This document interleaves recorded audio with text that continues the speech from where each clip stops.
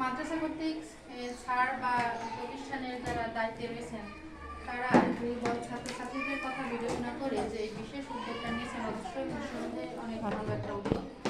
জানায় স্যার ম্যাডামদের যে তারা প্রত্যেক ক্লাসে যে যে বিষয়ে তারা ক্লাস নেন, কোন বাচ্চারা কোন বিষয়ে দুর্বল তারা এটা আইডেন্টিফাই করে সেসব বাচ্চাদের আলাদা তালিকাভুক্ত করেছেন। এই জন্য তাদেরকে অনেক ধন্যবাদ জানাচ্ছি।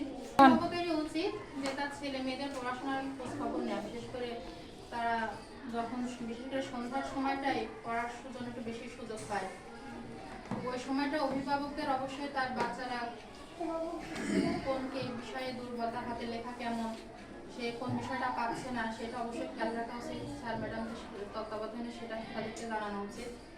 আর স্যার ম্যাডামরা তো চেষ্টা করেই যাচ্ছে নতুন প্রতিষ্ঠান হিসেবে যে বাসায় আশেপাশে যত প্রতিষ্ঠান আছে তাদের তুলনায় ভালো করার জন্য। তো স্যার ম্যাডামরা যেভাবে চেষ্টা চালাচ্ছেন আরও বেশি যাতে তারা আন্তরিক হন ক্লাস নেওয়ার ব্যাপারে, এই জন্য আমি